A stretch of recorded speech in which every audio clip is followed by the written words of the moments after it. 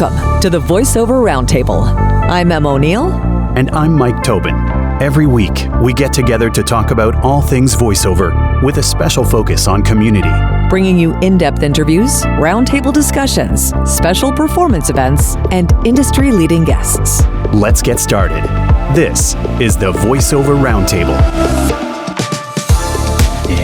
I would like to introduce our guest for this evening.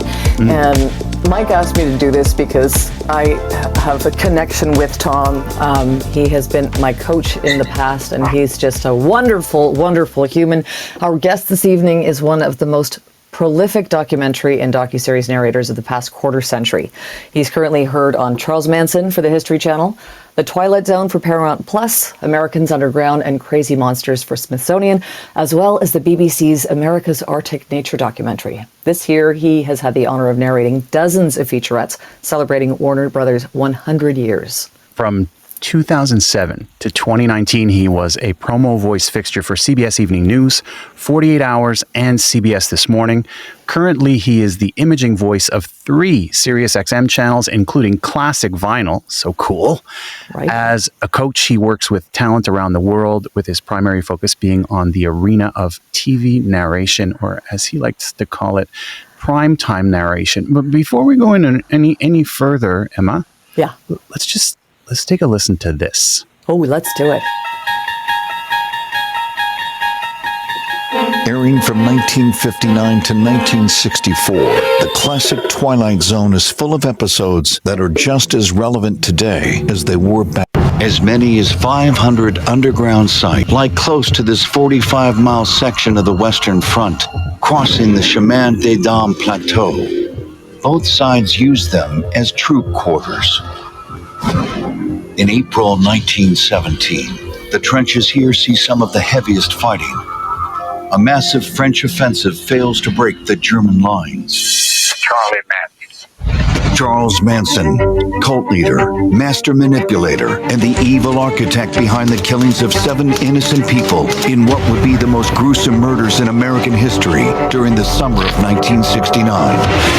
But even if one does escape the curse of Bodhi and the town's many restless spirits, they still have to contend with the mysterious and powerful elements that strike at a moment's notice, leaving one to wonder if perhaps the weather will have the last word in the sordid history of this little mountain town. So basically, if you had any question as to whether you had heard our guest's voice this evening, I'm pretty sure at this point you're like, oh, yeah, there's a really good chance you've been hearing his voice in one or many parts of your lives for quite some time. Please. Been in my house, that's for sure. Welcome to the Voiceover Roundtable, Mr. Thom Pinto. Oh, you guys. Hey, I'll tell you what, I'm going to hire you guys when I've got to cobble together another montage demo there. Thank you. The treatment. We love it. Thanks for being with us, Thom. We really appreciate it. Oh, no. You like that, eh? Very much so. Just a smattering. Just a smattering. Just a smattering there, but that's okay. And I have to tell you, I tell people all the time, this is my candy store. Yeah. For some people it's animation or it's video games or whatever, but as I've gotten to be an OG, this is this is where I have fun, Yeah, and just in case there was any doubt, like Thom does play in a lot of arenas in the voiceover world. It's just like you said, this is your candy store, so we're rocking a little bit of that tonight. So. Well, yeah. Thanks for the invite, Emma, and of course, Absolutely. Thank you for reaching out, kiddo, yourself. Absolutely. It was so great to see you in Atlanta, and it's just, you've been just a gush for a second. Thom's been a pivotal part of my career. As I said when I was posting this week, you were my first kind of big time coach, like when I stepped into I'm playing with the big kids now, and you always remember where you came from, or well, at least I do.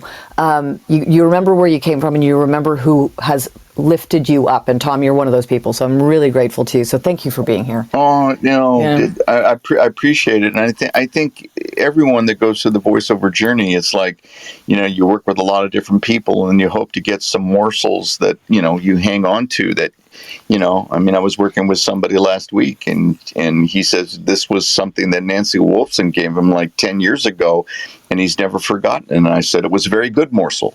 I don't remember what morsel it was, but it was one of those things where you kind of like, yeah, you can hang on to that. No matter what the trends are, it was something that applied to, how do I put it, message.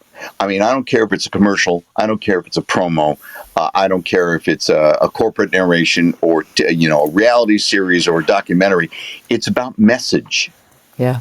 And and I think that's one of the things that Nancy does too. And I'm more and more and more on message, but I don't want to steer too far from everything we want to talk about. No. There's always there's a flow, like there's a kind of a skeleton to what we're going to talk about, but it's, more than often than not, that just goes off the rails and we wander around the place. But can I tell you why, if it's okay? Yes, absolutely. I have more respect in the last, I'll say even 10 years, okay? So, I've been in this business, my first agent was 1980, okay? So we count the numbers there. Yeah. But about 10 years ago, I started writing again and, working mostly screenplay stuff, okay? Cool. Of course on spec, trust me, you would know if there was something that somebody got picked up. But my point is that I have much more respect for the written word, the writer's intent. And I think the safest place or the most logical place that I was able to apply that was to TV narration. Mm-hmm. And and I work with people. When I work with people, I'll say the voice is good, the attitude is good, but the message is falling flat because sometimes people take interesting pauses because they think they should pause because it's a narration. As opposed to remembering a simple things, beginning, middle, and end. Subject, verb, direct object. Subject, verb, result. Subject, verb, prepositional phrase. Somebody did something and this was the result. Yeah. But sometimes people get you get caught up in flowery adjectives or in, did I hit the word the hard enough or not, some nonsense like that. Yeah. And, Too many commas. Too many commas for me. That's the thing. Too many commas. Too many commas. If commas are appropriate for you, great. But if it breaks up the message, then let's face it, then, who the hell's going to rewind to hear what your story is? Unless it's the most interesting content of all time, but then still, shame on you if you're forcing people to rewind. So I tell my students, I said, this is the wonderful thing about TV narration is that, I live in a house with a non-voiceover person. Mm-hmm. Yeah. So when a commercial comes on, she's ready to hit mute. And I'm done arguing after all these years of, okay, fine, mute it. That's okay. I'll watch it later or whatever. But no one's going to mute us when you're narrating a show. Yep. The worst thing they're going to do is they're going to change the channel because you have not engaged them. Yep. So I say take advantage of that. Take advantage of that natural advantage that you have, as opposed to, how fast can you talk about the 2 cheeseburgers for 99 cents for a limited time only at participating McDonald's, Whole different, I said that like we're going to have one of those food episodes again. Sorry. We had one of those. We all left hungry, I think. Anyways. All good. No, it's so true. Tell the story, and I think that it's like at the end of the day, as voice actors, we are storytellers. But I think that sometimes it's the simple things that get missed or forgotten. Yeah, and I also think that direction these days, I'm going to say, in all genres, the direction we get. Now, maybe this is just my perception, but I see so many pieces of copy. And by the way, my secret is my agents share me all copy, including non-union. Why? Because I asked them to, and they trust me. because I want to see a lot of my people that I'm working with. Maybe they're not union yet, or maybe they're Fight Corps or whatever. But I see so much direction that I'm going to say puts us on his heels. Don't do that. This character is not this. He's not that. She doesn't do this. Don't do that. Don't do, we're looking for this. We're looking for that. And then you're sitting like, well, thank you very much for backing me into a corner, okay, of what not to do. And what's interesting is that if you turn on the TV and you suddenly close your eyes and close your eyes after you watch Jeff Bridges walk through this open field in Santa Barbara, and you close your eyes and you listen to his narration about how tough it's been for him having cancer and then having COVID and then having to deal with some other things and now trying to get back on the horse. And he's talking about, getting tested for this and that and certain medications. Yes, we know he's a brilliant actor, but here's what he's doing. He's telling a flicking story. Yeah. And there is room in commercials, the anthemic stuff especially, to tell a story. So I hope people will remember, just because they say be real doesn't mean be real and throw it away. What I just did in parenthetical there is not inherent in that direction. It's be real for the content, for the moment, for whom you're speaking to. Whether it's commercial, whether it's promo, whether it's narration. So I'll get off my soapbox now. But anyway, here we go. It's like I'm like scribbling so quickly I'm not going to be able to understand half my notes, but feel free to ramble. Feel free to ramble at any time. Thank God for replay. Yes, exactly. Which is, by the way, that's a very nice thing that you offer. Yeah. Thank you. I think it's because life happens. So a lot of times people can't be here live, and they want to hear the gold that we are sharing with guests like you. So and we're grateful that the people that we invite onto the show allow us to have a replay. And I do the same thing when I'm coaching via Zoom now. I'll say, let's enable the record. So if you want to take a note, great. If you don't want to take a note and be in the moment, you'll go back and two things will happen. Number one, maybe it will sink in what I was advising the person to do. Yeah. Or it may prompt another conversation to say, I'm still not certain about that, or I'm still not sure I agree with you about that. Could you, and so I'm going to say that. God bless being able to just hit that one little button and make our lives easier. Yeah. I like that, especially for coaching. It's a different dynamic because, like you said, when you're able to be in the moment and not worry, okay, am I getting all the information that I'm supposed to be gathering in this session and all that? It's like, just take the direction, do the stuff, and then go back and listen again later. And you get. And Mike, where that really started for me to say, you know what, I should offer people more to do this. I've been teaching for a San Francisco outfit called Voice Track San Francisco. Since the early 90s. Right. And many times, some of the students who are now signed with the San Francisco agency out there in the real world, maybe they've taken a lot of the classes that are there. I find that what they do is they volunteer to be engineers for the guest directors. And some of them freely admit to me, God, when I took your prototypes class, I was scared shitless and I froze every time you said something. And now I'm sitting here engineering with nothing to lose and I finally get it.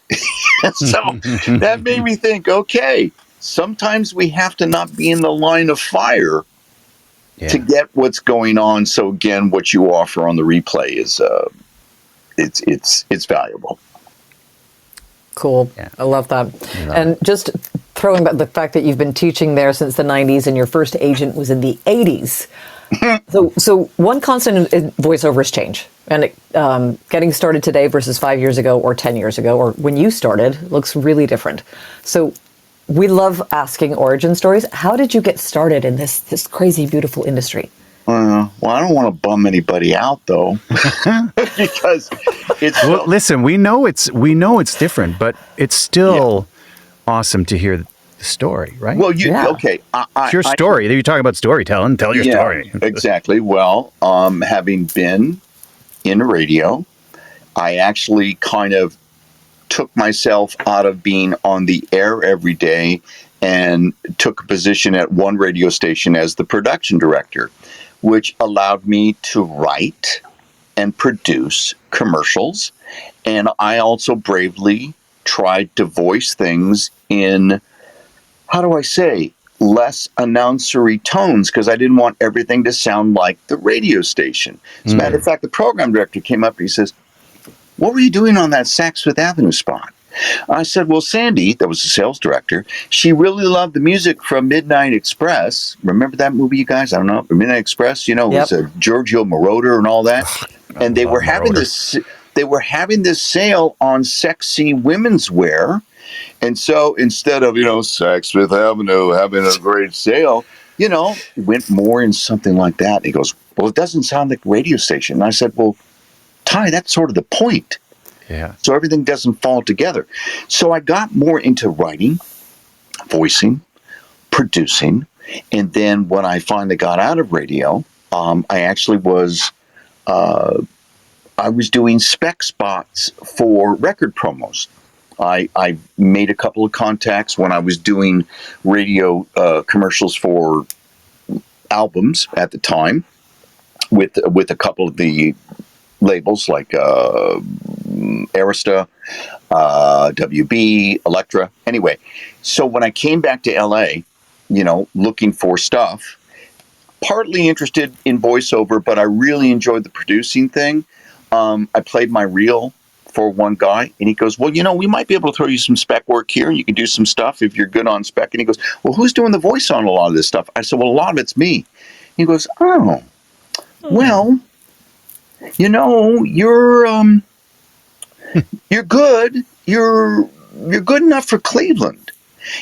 And I said, "Well, what exactly does that mean?" He says, "Not quite major market." And he gave me a name of a duo who did a man and a woman who did a workshop. And I started out with them. And so that was like 1979 when I just come back to LA. And it was, kind of learning a little bit more of the acting process, which the lady, Kiva Lawrence, was a longtime stage actor and soap actress. So she would always bust me on the announcer stuff. I'm saying this is 1980, okay? Yeah. Yep. Even then of just sounding too much like radio. So what took place from there, though, is that after I was in that workshop for about 10 weeks, the man, Dick, pulled me aside. He says, "We're looking for a younger voice in our Tuesday night group, which is all pros." He says, "I think you can hang with them." And he says, "But it's an alternate." I said, "So I might have to call you the last minute and all that." I said, "Yeah, so check your machine." Remember those days? Check Yes. your answer machine. So that happened, and I would show up, and I would be in there, and I learned from some of the good people that were in there, some of the great people like Andre Stoica, who made a poo-poo load of money, as the quintessential whimsical announcers, sort of like, a hot dog isn't a hot dog unless it has French's mustard. And that was Andre. I mean, ka-ching, ka-ching, ka-ching. Wow. So anyhow, that led to guest directors would come in occasionally. We paid like $20 a night to be in it. And one of the guest directors came in, was from a casting house. He started throwing me casting house commercials. I suddenly got a phone call from an agent. Her name was Donna Lee Davies. Says, "Hi, Tom, you don't know me. I'm Donna Lee Davies, but Dick McGarvin or Bob Lloyd said that you'd be good to have a conversation about representation." Wow. And it went from there. So, you grow, you keep working, you get better. Then somebody says, "You know what?" Like a promo producer I was working for said, "I like to work with you, but I don't like to have to call your agent because I work mostly with Rita Venari." And I went, "Okay." Then suddenly, guess who I get a phone call from? Venari. For Rita Venari. And so that's how it goes there. But like I said, I'm not trying to bum people out. It's just I was very fortunate. I It had was a good different mentors, time. and it was a different time, Emma. I mean, it was, I used to have people saying, "Hey, I want to put together a demo because I want to make some voiceover money on the side while my kids go to college," and that was a possibility. Yeah.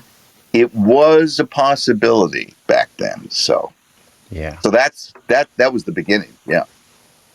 You kind of went into a little bit about what I was about to ask about in your response, and sort of to what Emma's point was. It does feel like things are in constant motion, and we'll probably feel the plates shifting under us right now as we speak. But to have longevity, to make a career of this, and not only make the living, because you want to make money, you want to be able to make a living from it, but to what you were saying at the top, you want to enjoy what you do.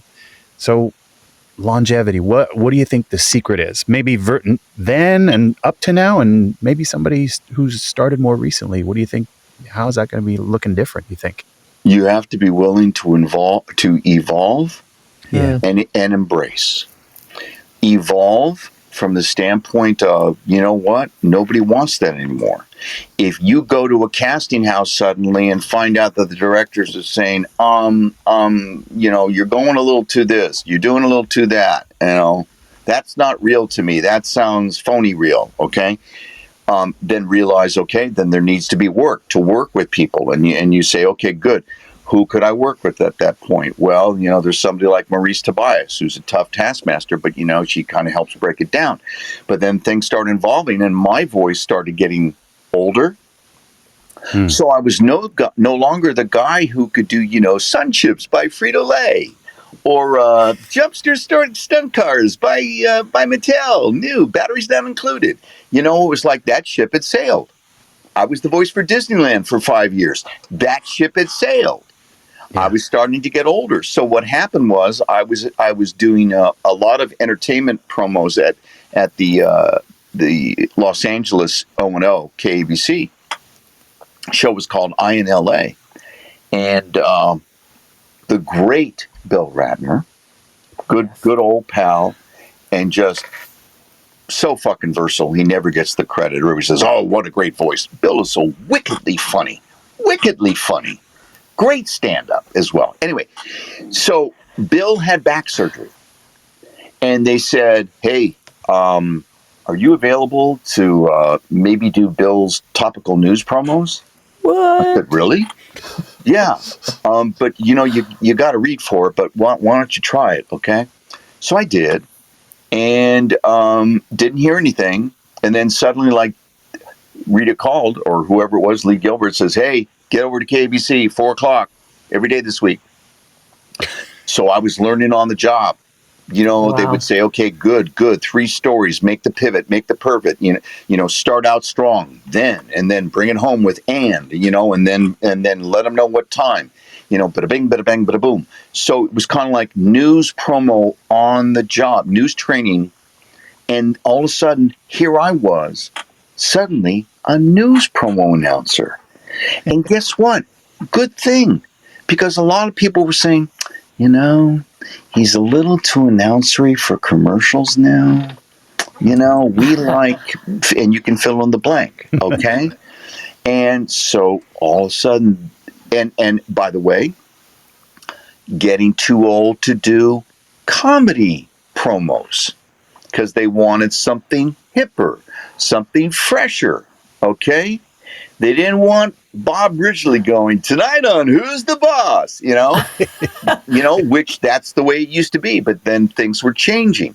So I was too old for comedy, not gravitas enough for drama. So news promo ended up being, for me, something that worked. And then suddenly, the creative director from LA moved on to San Francisco to a station to the NBC affiliate Kron. That was 1994. I started, and I haven't left. And I'm very proud of that, but it's very lucky. Been through 5 different creative directors and 3 different ownerships. And so I started doing more affiliate work. And the more affiliate work I did opened up to, hey, CBS Evening News is looking to replace their announcer who's been there 15 years. Yeah. And, and I read for it, but I didn't think, oh, come on. But I And did. then look what happened. Things happen. And then look what happened. And I'm very, very, in case John Wasser is listening, John, I'm sorry, I'm not bashing it, but I had no life. It was the golden handcuffs, but my wife is happy that I'm no longer doing it. But my wife was happy and my kids were happy then because Dad took care of college more. Dad took care of, you need to get a car. Okay, fine. Things like that. Ooh, this is wrong with the house. Oh, but every vacation was bring a rig. Yeah. And I even stuck to the same place because they had a great closet. And I could do it there. I didn't need ISDN because by then they trusted me. And, I kind of took a page from Joe Cipriano, who, when he was at his height of stuff, is like, no, he'd go to the same hotel every year in Hawaii because he had an ISDN machine. They used to call it Switch 56. He had that installed back then, so he did not miss a beat. Wow.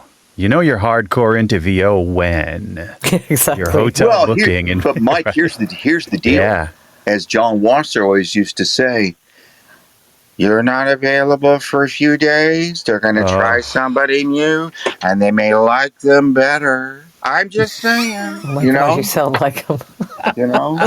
Anyway, so anyway, so from promos. And then, but I was doing TV narration in the early 90s. But in that era, TV narration was more for a channel that was called TLC, which stood for the Learning Channel. Mm-hmm. Oh, not so much learning going on anymore. Exactly. So I was doing, World of Wonder. It's like, okay, let's find out how bicycles are made, that type of stuff. And I'm going to say that it was kind of warm and friendly. My storytelling has grown from there because the amount of material, the different series that you audition for. I auditioned for a gun show. And by the way, I don't own a gun. I have shot a gun maybe 4 or 5 times in my life. Yeah. I don't know, a shotgun from an AK-47, or at least I didn't. But they wanted someone who didn't sound like they were, and I'm not trying to offend anybody, but they said this, they didn't want somebody who sounded like they were in the NRA. So it was basically from a historical Tales of a Gun. Yeah. But I got to do gravitas, and I got to do some really interesting shows that weren't all about, shoot 'em up.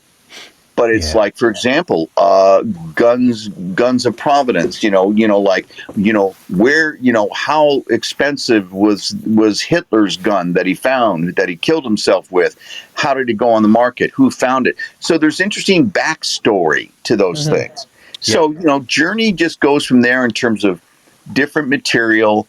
And I will say that really getting connected to not agencies, through the production companies that were on the East Coast, which was one of the reasons why I signed with Atlas, along with SBV, but Atlas was only on the East Coast, was I got more news. I got CBS Evening News through Atlas, and I got so many Smithsonian auditions and shows through Atlas. So when they moved out to LA, I had to sadly leave SBV, who had been so good to me in the years of commercials, promos, movie trailers, coming of age movie trailers like 16 Candles, The Breakfast Club. Let me see, what was it? Casual Sex. And then my favorite, though, was when I was handpicked to do a more serious coming of age film, because I was told the director really liked me. Really? Wow. Director turned out to be Cameron Crowe. and the movie was Say Anything. And that kind of took me in a whole different direction. And then suddenly other guys who didn't have thunderous voices were doing more storytelling kinds of movie trailers. So I've been very blessed, but I've evolved. And I also embraced things, for example, do I want to do over-the-top announcer things? You know, especially when people say, oh, he's an announcer, there he goes. But you know what? My bank account does. So, you know, when that stuff comes along for like Fuse Tea for 4 national TV spots, you know, doing an over-the-top guy, I'm there. I mean, that's, you know what? You got to get your ego out of the way. Yeah. Sure, it's nice to do the stuff that your mother would say, I really like that because I could understand what you were saying for once, okay? But, you know what? We do things, we're voice actors. We're paying bills. Yeah. Anyway, I'm sorry. No, I love it. It's awesome because it's one of those nights that when we have questions and when there's a flow, it's like we're all on the same page, which is really cool because it's you with the length of your career that you are, and you're still front and center. You've seen so many trends come and go, like so many of them. What's something that for our audience, what's something that you think that people should be aware of today? Like, you know. Like you already said this to evolve it, like embrace and evolve, or evolve and embrace. Let's set it back. Well, I would strongly suggest that you embrace. Here we go. Embrace, then evolve on this. Embrace the fact that celebrities are taking the huge work. Yeah. But evolve to know the intersection between what that celebrity does and what you can bring to it. Because, let's say, on a car account, you know, Jeff Bridges was not going to do the Atlanta area dealer spots, right? You know, where he had to say numbers, okay? Yeah. So guess what? Jeff Bridges type gets the gig. Usually not a celebrity. Hello, that's where everybody else enters. To the point of sound alike? Or not to the point of a sound alike, but just in terms of flavor. I'm asking people, sound alike is great for looping. Yeah. But as soon as, you know, here's the Mike, here's the worst one. Here's the biggest culprit, okay? Everybody thinks when it says Sam Elliott type, they got to do Sam Elliott. And no, that's not it. Just like, yeah, it's Mike Rowe. They don't need a dead-on Mike Rowe. They don't need, hey, it's Mike Rowe, dirtiest job. No. That's the backyard. That's the neighborhood. Yeah. But steal with love, as Susan Blue, who was a terrific animation coach, used to say. Steal the styles. I mean, everybody steals. De Niro talks about he used to steal from Brando. So come on. You can see that. Yeah, absolutely. Absolutely. So I think embracing who the hot prototypes are. Yep. And understand that don't get upset when you see that name, you know, on the page. Don't take an insult to it. Okay? Right. Embrace it, work with it, but don't lose sight of who you are. Because we want to make sure that comes through, because and I know authentic is an overused word, but you know, It needs to be authentic you. It's just you've got your authentic Emma, but there's a certain, how do I put it, a certain mini driver luxury thing going on underneath it. Ooh, I like that. Well, I was just channeling, you know, when she did Lexus there for about 3 or 4 years. Yeah. I like that. So before we open the stage to the audience, and sometimes there are nights that people are super shy and they only ask questions in the chat, and then there's nights that they're super shy and they just don't ask questions. They just want to hear you talk. Whatever works. So, whatever works. But I want to know, shows that you have narrated, which are like 9 billion and 2, if you could pick one that was your favorite, like you had the best time, this was awesome, what was it? Which one? Documentary or a series? Ooh. I'm gonna do both. I'm gonna start with documentary and then go to series. Okay. I want to know. Absolutely, hands down, for documentary was Arlington Call to Honor. Because when I auditioned for it, I damn near cried. And when I booked it, I told the producer, I said, Mike, I'm going to have a tough time getting through this first paragraph because this woman driving to her son's grave at Arlington National Cemetery, type of thing. And it starts you don't know what's going on. It's just, I forget the mother's name, but whatever. But, Doris Smith, every Sunday, Doris Smith heads down I-95 to see her son. She brings him her favorite toys, mementos, things that he likes, blah, blah, blah, his favorite flower or whatever. Dolores knows exactly where to go.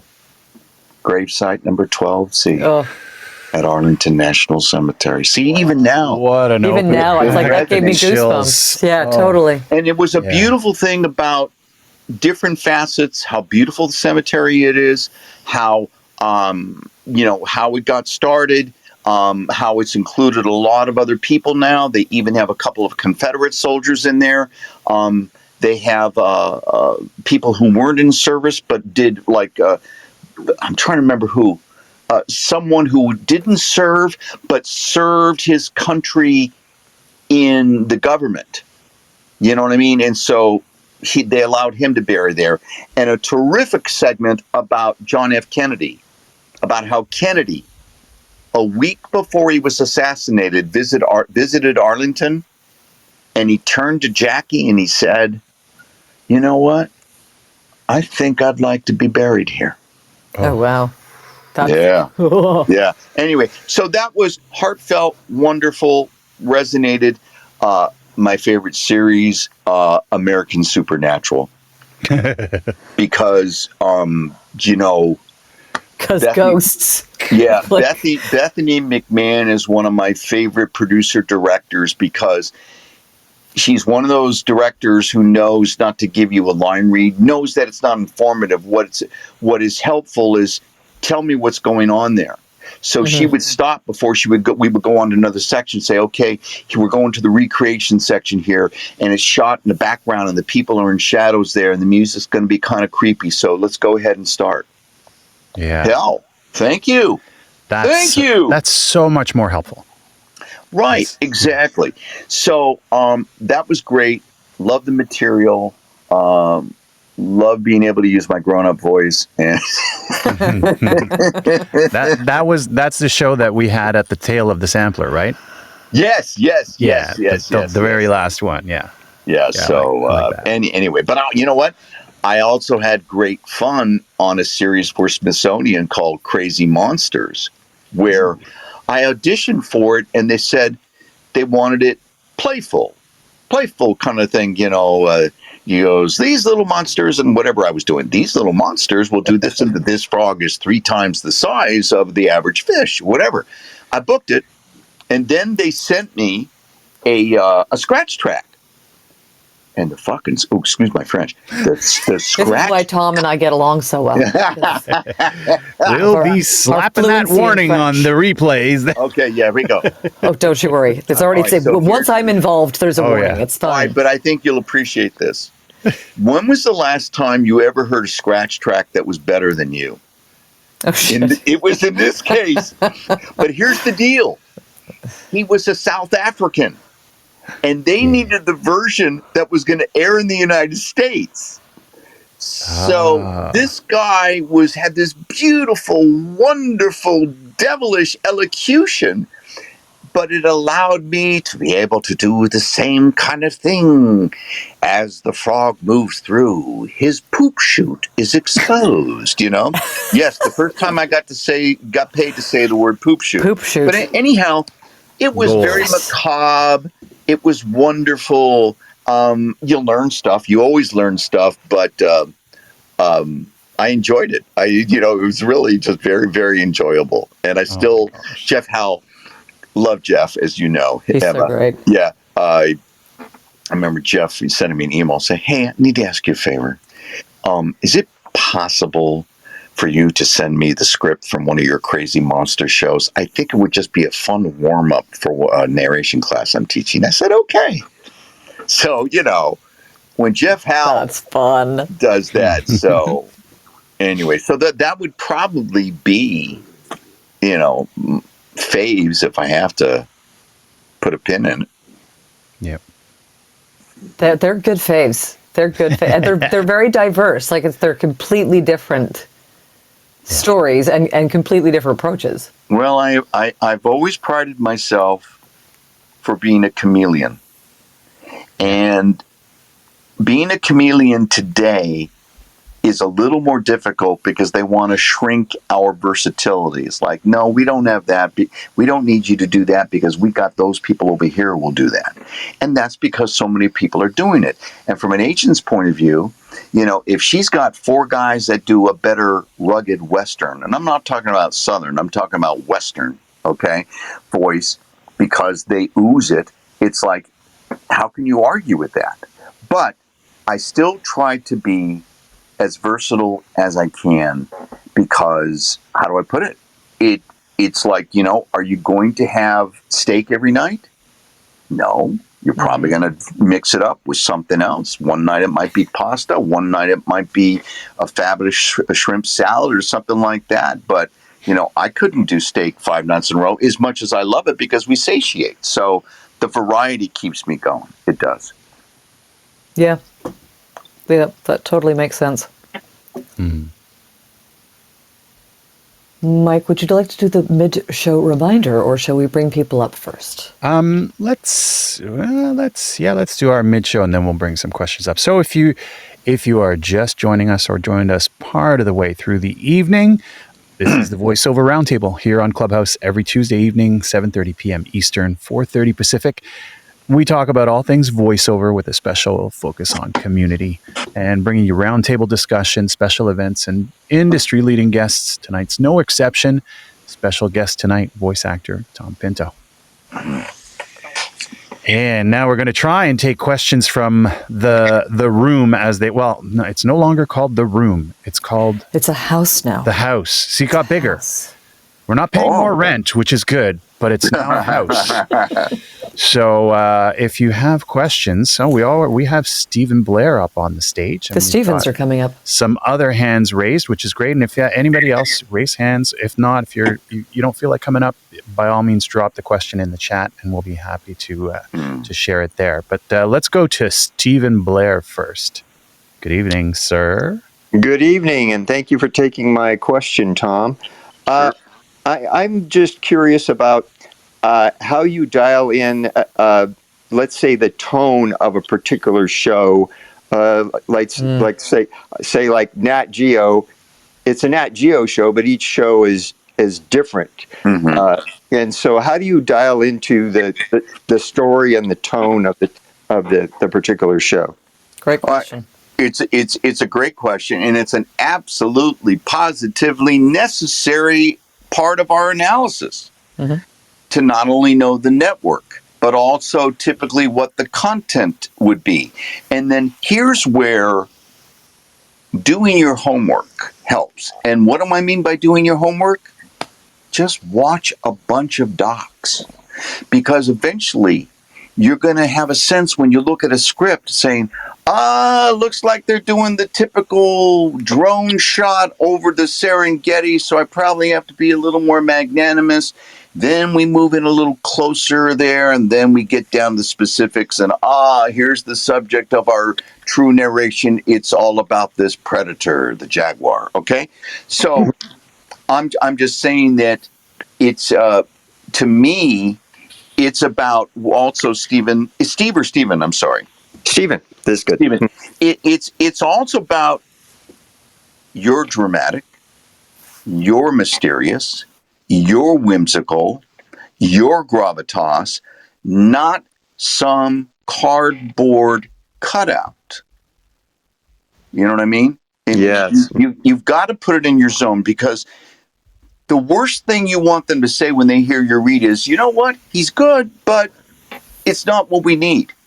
Versus they go, wow, I was trying to do some kind of Liev Schreiber thing, I think. I'm not sure what he was doing. Let's listen to the next guy. See what I mean? Yeah. So commitment is important.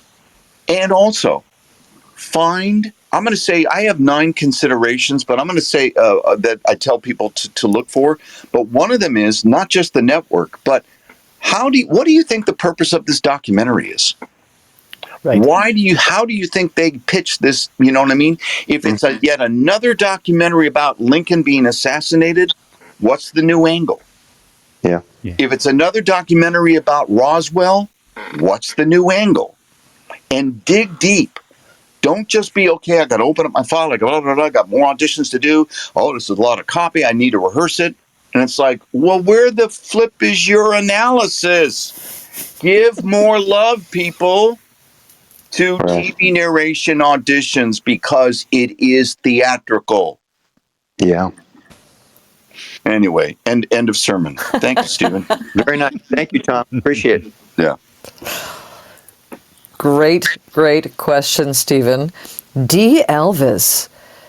D, if you want to unmute yourself, that would be awesome. Hello there. Hello. AD. Good to see you guys again. Absolutely. And Tom, thank you for being here. Sure. So one of the things I run into all the time, right, is gotten more narration work, more promo work recently. Demo-wise, with commercials, they tell you don't want to use stuff you've actually done. You want a proper demo. What is your feeling about narration? And since you have a background in promo as well, feeling about using your actual work to create demos in those genres? Oh, well, I couldn't disagree more. Oh, really? Okay. Oh, yeah. If you've got something that's killer, it will get you work. It'll get you more work, or it'll get you more auditions. Because think of the money, D, that has gone into sophisticated post-production. Rob Reed, a former coaching client of mine. Voices 1, 2, 3. The guy heard his audition. The guy heard his demo.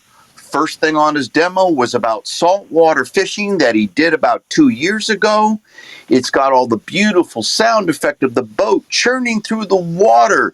It's got the kind of music that is truly, it's not that cheap needle drop music. It's something that they may have even scored in order to bring it to life. It's got the actual interviews of the fisher people, male or female, whoever it is. Okay, that to me says, oh, he's a pro. He's not a wannabe. Now, there are great producers out there. I mean, I can name 4 or 5 of them, and I will, and I hope I'm not insulting anybody. But you got Eric Romanowski, you got Chuck Duran, you got J. Michael Collins, you got Jeff Howe, you've got Matt Smith, who's out of Adrenaline Studios in Las Vegas. Mm-hmm. You got Scott Burns, he's in Vegas now. He used to be in the Pacific Northwest. But they help to bring you new material, authentic material, that is going to sound, that is catered to you, D. And that is the, I'm going to say that is the key here. Let's say you do a TV narration, but it's not exactly your favorite thing. Maybe you had to do something about Fashion Week. They loved your voice, but you're not really into fashion, but you said, screw it, I could use the money, right? Well, maybe that give a shit factor isn't going to be there and you don't want that on your demo. But then maybe you want to talk to Eric and you say, you know what? I am really into martial arts. I would love to do something about contemporary martial arts. And you know what? All those producers that I named, original material now. Mm-hmm. Because too many people were doing their demos and suddenly saying, hey, that little cute cat promo that we did, in class and all that stuff. Well, somebody else has it on their demo. And you know what? Producers just don't want to get burned anymore. But the best news about it is that we can really cater it to you. So I would say if you got something that you've done that you're very proud of and it oozes you, absolutely. But then you can surround it with new material. Okay, so it's kind of a hybrid of the two. It's a hybrid if you're a working talent, sure. Yeah, okay. I can't expect. I mean, for example, I've been doing this a long time, so everything that's on my TV narration demo is something that I've done. Only one was recreated because we couldn't get a hold of it. Yeah. Okay? But the rest of them Okay. were all from actual stuff. Yeah. So yeah, once you're deep into it and have done tons of stuff, then you can look at it that way. But in the interim, till you've built up that book, stick with getting a properly produced demo. Yeah, and the other thing is that sometimes when you get material from a show, who knows? Suddenly the producer decided to surge the music right at the point that your voice crescendos, and without pictures, people kind of go, "Ooh, what did he say?" Yeah. With pictures, no problem, but without the picture, yeah, I know. Yeah, I was really thinking about it from the visual standpoint of actually seeing, the shows I see and the what you mean. promos And themselves. by the way, on my website, I do have some of my stuff done with the video. Okay. There are some other people and there are some good producers out there. I know Dennis Kleinman did his demo with Jeff Howe and then hooked up with a friend who's a expert video editor and fashioned together a wonderful video demo. And I think on TV narration, I think that makes a difference. And I'm not saying, oh, everybody got to spend money on both. I'm just saying, if you're in a position, it will bring it to life. Because you know what? Yeah. People love it when they see something. Oh, that's cool. You see the icon there, and in the background, all you see are, the snow, the mountains of Mount Kilimanjaro, and you go, oh, that's good. Let me click that on. How bad can that be? But when Right, because your voice is setting the scene, but you've got the visuals to back it up. It just it's sucks you different in when you more. go, Okay. hey, here's my latest Carl's Jr. commercial, and there's the burger, and there's the logo, and there's the price of this guy. Who cares? All right. Thank you, my man. Appreciate it, Thom.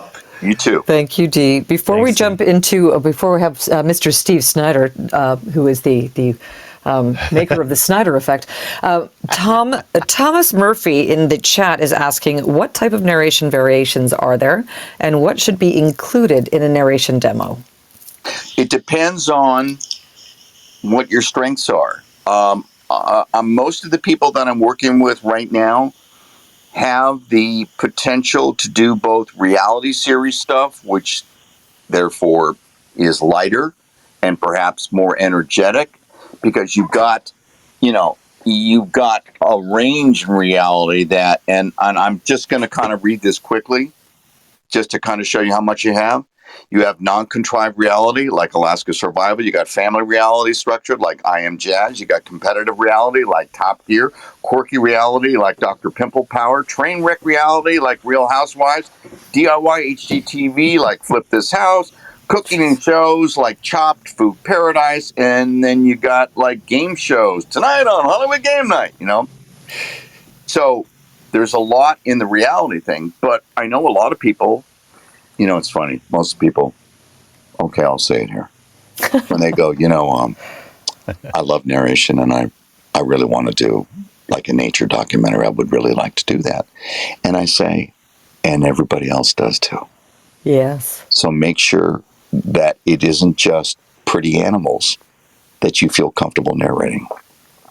You have to cover more. So I think you're looking at, my humble opinion, 5 clips is plenty. 5 clips, keep it under 140 if you can. Okay? With a variety of energy. You know what? If you're more serious, then you have 3 serious pieces and 2 lighter. If you're good with energy, then it's maybe 3 energy and 2 serious ones. A good producer will walk you through that. I just wanted to let this individual know, though. I'm sorry, I forgot the name in the chat. It was Thomas. Thomas. Name, eh? All right.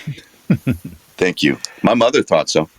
And on that topic, Tom, to what you were saying earlier, working with these, we'll call them grade A demo producers, and getting that custom experience it makes the world of difference. Like, when you're a talent going to work with one of these producers and you give into the process, you don't give in, you have to give to the process. So you have to bring brands and shows that you like, things you're passionate about. Like you were saying, if you don't have that give a S factor about something, it's going to come through. But if you're really passionate about something, that's also going to come through. So give yourself permission. Anybody who's listening, if you're going to be working with a demo producer, give yourself permission to ask for things, to say, hey, I really like this, or I really like that. And, the good ones will actually be probably sending you a worksheet to say, hey, I want to know all this about you. I want to know these things that you like and stuff like that as a starting point. So, yeah. You know what? And Mike, go to the head of the class. That's exactly right. By the way, I want to make sure I left out somebody on producers, J. Michael. Oh, you said I happen to think I did say him. My favorite demos that he has done are the documentary demos, in-show narration. I just and I think he enjoys it too. Yeah. You know what I mean? When I do an introductory lesson with somebody, I call an exploratory lesson. It's an hour and a half, and it's for exactly that reason, Mike. We go over background, we go over interests, we go over history, we go over what do you really enjoy, what kinds of things do you watch, type of thing, and that lends itself to clues about things that they could be passionate about. And by the way, I like you say the give an S. I also call it the gas factor. So when I want to clean up my language, but I think that's I think that's important. This is an area where in my opinion, this is an area where a talent's opinion and input is needed more than any other genre. Yeah, and don't be shy about it, people. Like, research if you're doing commercial and things like that, research the companies, and if there's anything about the company that you don't like, don't do it. And if there's brands that you're completely loyal to, and do it. Yeah. Same thing goes for the styles and the shows. But it's very true. Mr. Steve Snyder, we're gonna. Hello, Steven. Hello. Mike, Emma, thank you so much for having another incredible guest. Thom, it's so great to hear your voice again, man. You and I have done a little bit of work together. This is the Steve Snyder. Good to hear you, sir. Yes. One thing real quick before we get to my question, Thom, I love your passion, man. I love it when you're talking about Arlington, when you're talking about John Hughes's 16 Candle trailers. Like, I can feel the love that you have for the industry, and it blows me away every time. I just love to hear the fire you've got after, however many years you've been doing this. It's just really impressive to me, and I salute you for that, sir. Thank you, Stephen. I appreciate that. I'm lucky. I'm lucky. I mean, I'm glad that I enjoy these things, and I'm glad that I had great experiences, or I'm glad that I learned from it, and like I said, embrace and evolve, and there'll be new layers. I mean, look at Stephen. You got a question, but I need to write something down just because I'd like to talk about afterwards. But go ahead, give me your question, sir. Absolutely. Well, I was going to discuss demos, but I think you pretty much answered the question that I had at the beginning. So this is just kind of riffing. But, I've taken a couple of classes with you, Thom, and I think my question is, as far as students eventually reaching the level where you feel they're demo worthy, can you tell me about the process that is there a light that switches on and you say at some point, you're good to go. You're at that point where you're ready to contact JMC or, Eric Romanowski or, insert name here. When do you feel that the student becomes at that level? And can you tell us about that process for you personally? Very good. Very good. And I have to tell you that the process has evolved for me in order to make my life, how do I put it, a little simpler in terms of and not as unwieldy, because we're not working with tags, we're working with longer pieces of copy. we start by exploring different things to get to know some of the different areas. Okay, crime's not going to be his thing. Oh, he likes food. Okay, good, that's going to be his. Oh, he likes competition. Oh, he's into cars. And so you start fleshing out some things. We go through developing different phrasing. Finding out what the talent's predilection is toward phrasing. Working a little bit more on the acting perspective. Then maybe doing, a mock session just to kind of see how they respond. The next step after that, when you talk about being ready, is called a pre-record step. So in other words, you get sent copy and you got to send it back to me. Not that day. I usually send it a week ahead of time before the person's next session, because I don't want people to record all three in one day, because guess what? They're going to all sound the same. Sorry, but they are. Okay?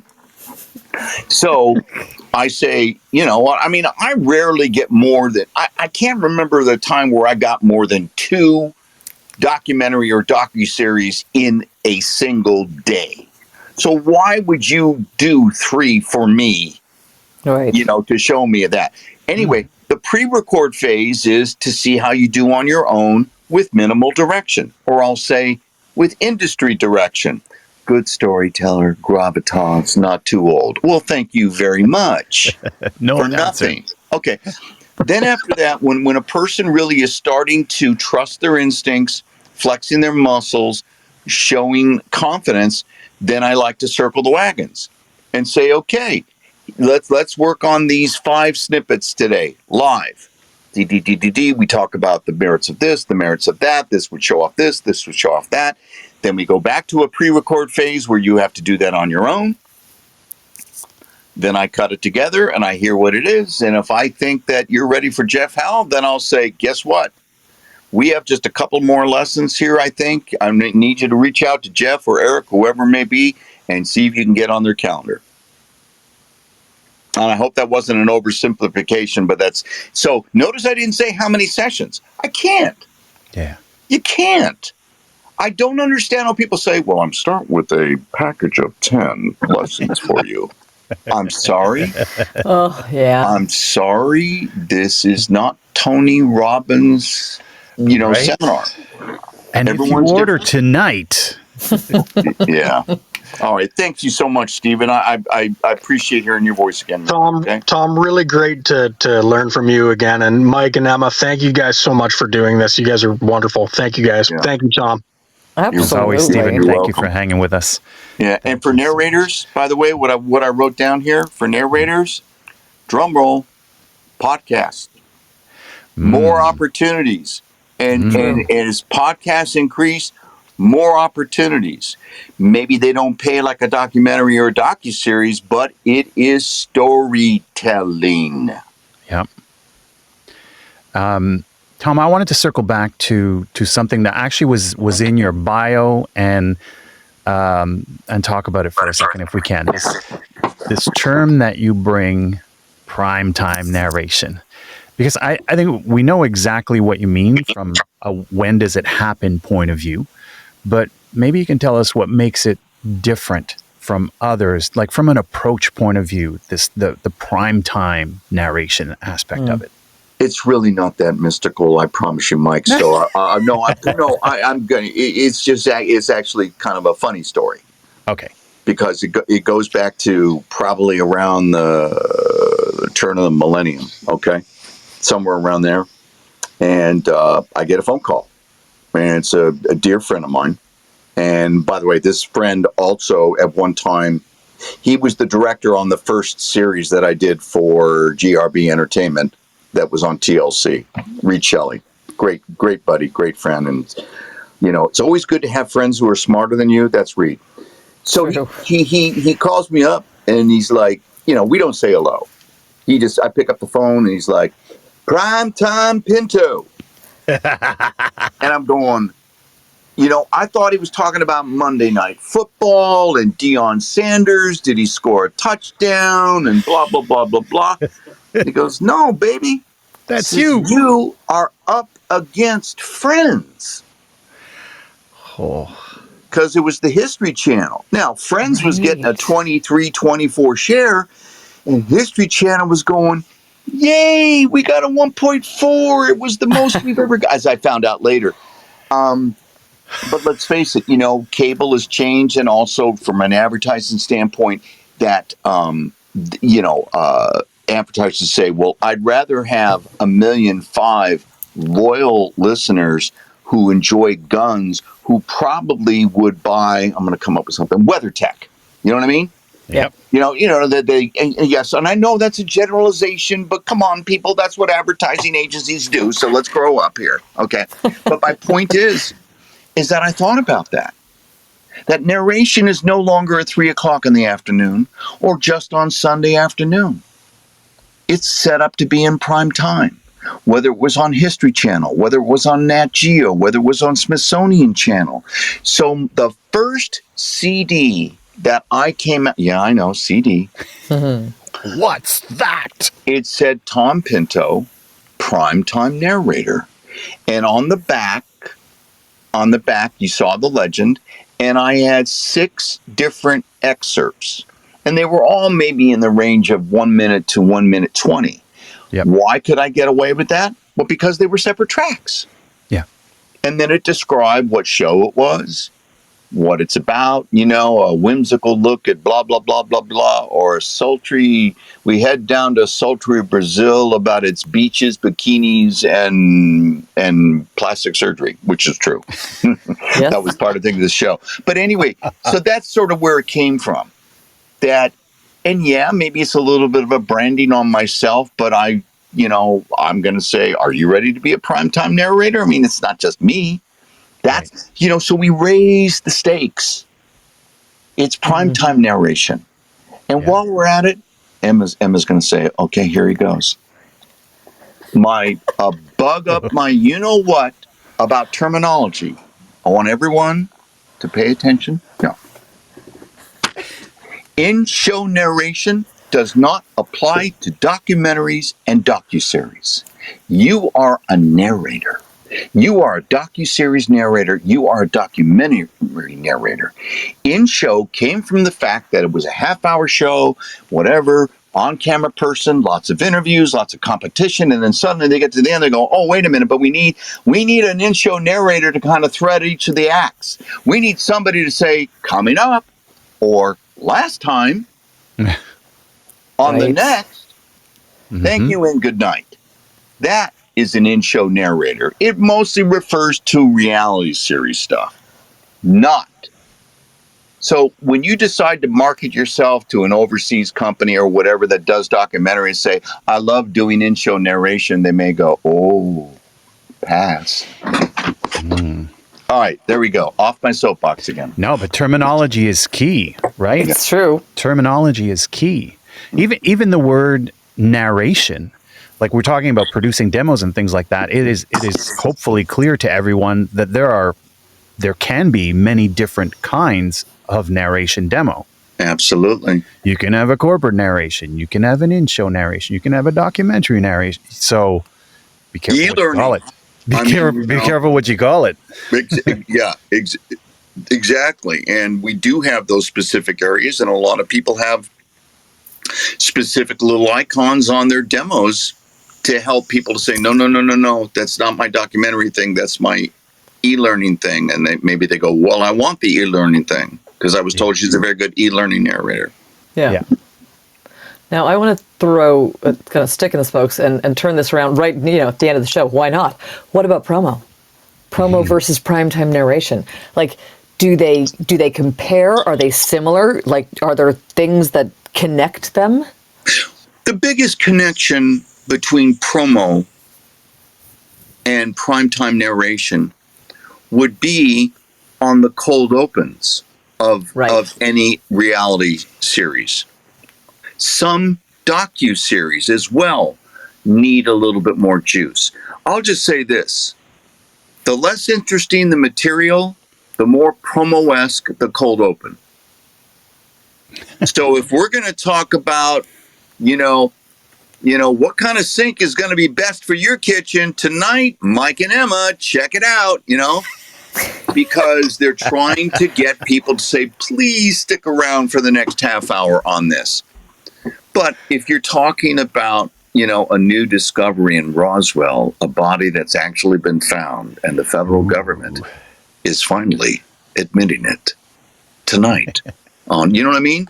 Yeah. You don't have to. Our sync is long gone. Evolve and embrace, baby. Evolve So and embrace. I would just say, but Emma, what else is interesting though, is that sometimes I will get things from my agent and they'll actually say, because they've gotten it from a producer, please no heavy duty promo people on the cold opens.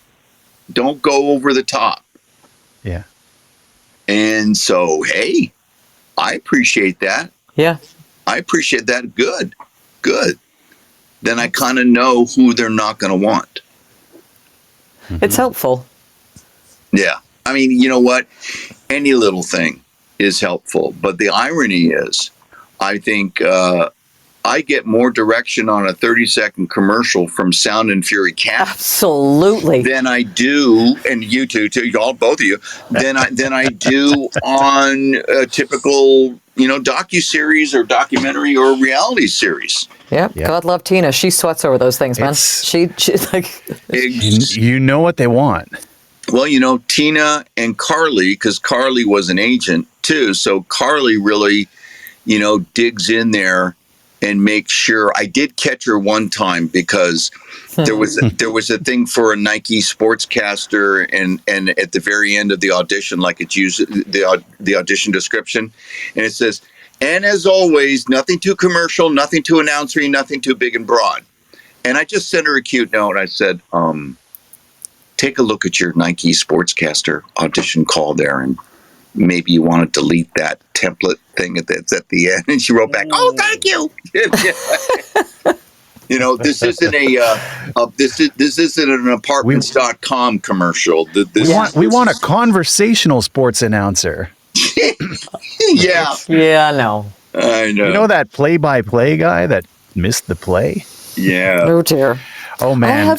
I have one more question, but So do I. So because people do this all the time. So your name is Thom Pinto. You spell it Thom, but it is pronounced Tom. I mean, we've talked about this. Why do you spell it Thom in most of your stuff, and you're changing it now to Tom? Well, the reason why it was Thom, and it's still Thom with SAG-AFTRA, is because for many years there was a sportscaster out of New York, Thom, Pinto. Yep. So I wasn't going to change my name to Bob. My middle name is Milton. Wasn't going to do that. So I just kind of went Thom on that. He passed away about 5 years ago. God love him. I'm not changing it with SAG, but it's like even on Facebook or when I write a note to somebody, I just sign it. You know what? To my family, I'm Thom and Tommy. So I never take offense. To somebody misspelling my name, misspell whatever that means. I wish other people would feel the same way too. When they've got a name that is like, wait a minute, Kylie is spelled Qiley, and you're upset that I misspelled it. Come on. That always makes me think of the Key and Peele thing with Jay Quellen and D Nice and all the. Oh man. Yeah, I know. You know that piece, right? I have one question to wrap up with you, but before we do, Carolyn Hawes has just popped a question into the chat. It's kind of a nice general question, but it's one that makes a lot of sense to me. How many genre demos do people usually have? Is there a certain variety you need to have to approach an agent, or stick to narrations if that's what you feel you're best at? Excellent question. Is it Carol or Carolyn? Carolyn. Because I'm not pulling up the little chat note there. No, you're fine. In order to get at least a medium-sized agent, I think it begs of you to have at least 2 demos. Right. Maybe a medium-sized agent is mostly concerned with commercial and non-broadcast narration. I'm saying non-broadcast, not a sexy term, but that covers kind of the umbrella of corporate and e-learning and all of that other stuff. But trying to go to a bigger agent, there's a trifecta situation. Like if you're into video games, that would be a great thing because, oh, wow. And there is a ton of, I'll just say this, non-union video games that is out there all the time. The number of castings, and no, it's not, how do I put it? I don't know how rich some people are getting on that when they say it's $125 an hour and they'll say 2-hour minimum, and you go, well, $250 for the hour for screaming my voice. But you know what? Some people want to do that. They want to do that because they absolutely love, like my grandchildren, they love Fortnite. Okay. Poppy, play with me. Sorry, Jack, I'll watch because I don't know how to operate the thing. But my point is a trifecta. It could be animation or it could be, like you said, TV narration. If you approach the agent because you're willing to do politicals, that is also a possibility. I would say don't put any more demos than really what you're adept at doing. Yeah. Does that make any sense, or was that too generic sounding? No, that's really. I think that's good. And to what you were saying, I encourage Carolyn and anyone else. It's also good to kind of do your research, go on the agency website and see what they post. So if this agency only posts a commercial and narration demo, well, you know where their focus is. Whereas if for each talent they have, 1, 2, 3, 4. Then you're like, oh, okay, this is a little bit more open, Well done, Mike. Well done, Mike. That's exactly right. And it's as simple as just, typing in the agency name and pulling it up and see what the hell they got. Yep. Thanks very much for the question, Carolyn. Happy we were able to get that answered. Tom, I got one I want to throw your way to kind of wrap things up. And especially because depending who it is in the room, we've all been here for a different amount of time, but you've been in here, you've been entrenched in our industry for a long time. You've been able to see a lot of things come and go. How do you feel about where we are today in our beautiful little industry? Are we doomed, or is there hope? With voices.ai being launched. Don't we're supposed to I tried to ask. Well, I think that wasn't specifically what I was talking about, but it's just in general. Yeah, that's all.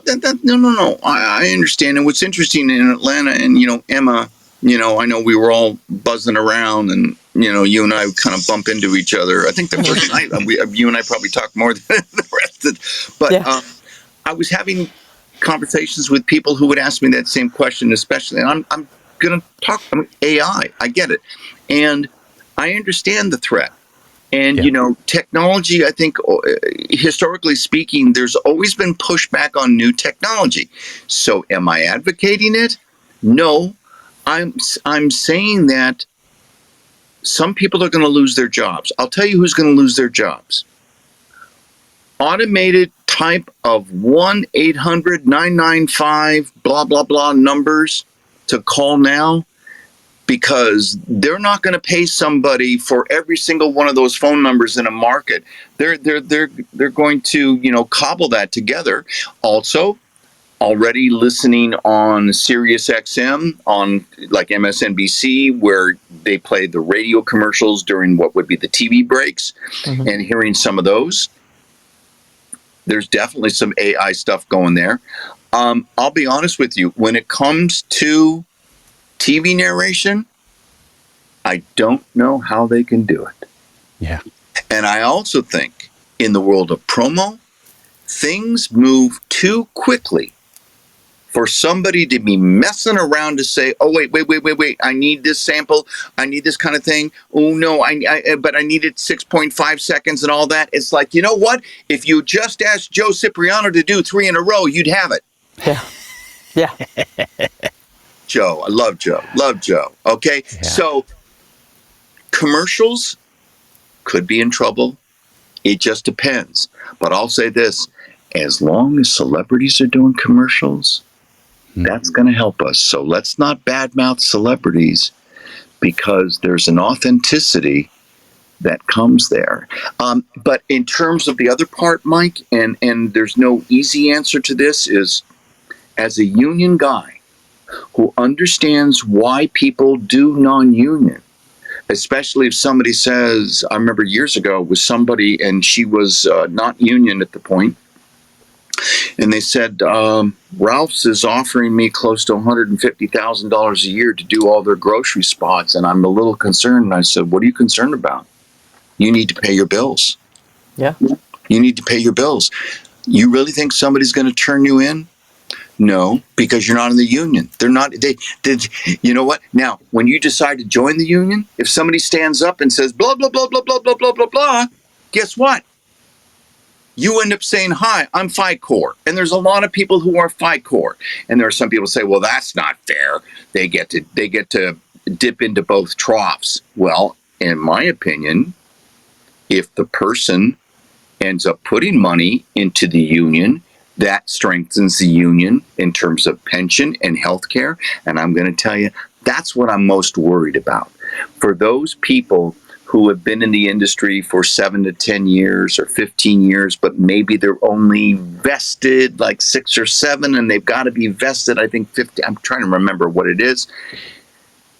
They may lose not only health insurance, but they may never qualify for what I'm going to say can be a very nice pension that you don't put in, the producer puts in. So I'm not anti-non-union, but I'm just trying to say that the more people who say, you know, I'll do those 2 national spots for $1,500 and you can use them for in perpetuity. Oh, hell no. You're screwing. Well, I know you're saying hell no, but there's people out there, Emma, who say, okay, how great. My husband's going to be so happy. We can buy a couple of couches. He doesn't expect me to make thousands of dollars. Yeah. So it's, you know what? We're in a situation, but we're also in that situation from the on-camera standpoint of what's union, what's non-union. You know, what's a fair rate for actors on a streaming service? Because I got to tell you, I happen to know someone very, very well who's in the casting world, working with the people at Disney, and they don't like to pay too much when they don't have to, even when it is union. So it's, you know, what did you say earlier about, you know, the tectonic plates are shifting underneath us? Yes. Yeah. The plates are shifting. It's constantly moving. Anyway. Yeah. It's very, very true. Very, very true. It's all changing. But so, you know what? Stay on top of it, embrace it, talk to people, have accountability groups, and, speak up. Take a look at those contracts that you sign, you know, about the in perpetuity stuff. It just begs to go back to what you said about mid-show and the importance of not just staying on one track. And that when you are building a career, you're going to come to different crossroads in your career, and you need to stop, look around, and then evolve and embrace. Yeah. So you can't stay on one path. We got to make changes, and maybe that change is you do non-union for 10 years, and all of a sudden you're like, you know what? Got to join. You know, Kay Bass, who used to just kill it just on commercials and also on corporate narration. You know, pleasant voice, flawless diction, very humane sound. Yeah. And then started doing more promos, and then was kind of like, okay, there's a lull here, there's a lull there, and then she kind of go, you know, maybe I should check out this video game stuff, you know, whatever. And to her surprise, she began to embrace the acting challenge on it and everything else. So she embraced and evolved too, constantly. And that's probably why every time, and I saw her in Atlanta, you know, I've known her since the mid 80s. It's kind of like we look at each other and we go, yeah, gotta keep working at it. Yep.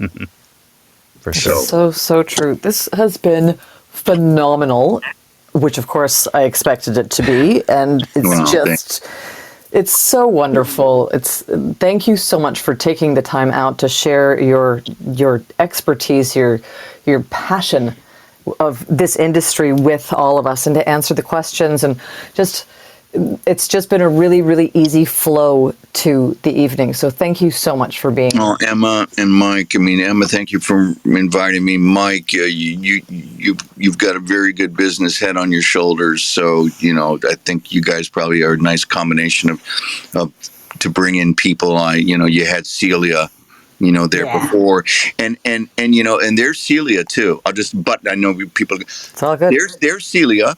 Okay, I've known Celia for a long time. Continuing to evolve. Oh yeah. Continuing to evolve. I mean, there's a theme here, people. Is there? Yep. There is. Embrace and evolve. That's going to be the theme for the night. Thanks so much for being with us, Thom. You're welcome, you guys, and appreciate those that were there and listening. And Emma, best of luck to you at that new 3-letter place you're at. Okay. Thank you. All right. Take care.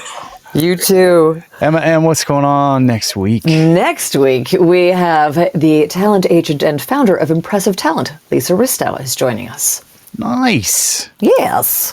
Next week, join us, folks. Thank you so much, everyone, for being with us tonight. Thank you to Thom for being our lovely guest. We do this every Tuesday evening, 7:30 p.m. Eastern, 4:30 Pacific, here on Clubhouse, the Voiceover Round Table. We'll hear you next week. Take care, everyone. Have a great night. Good night, everyone.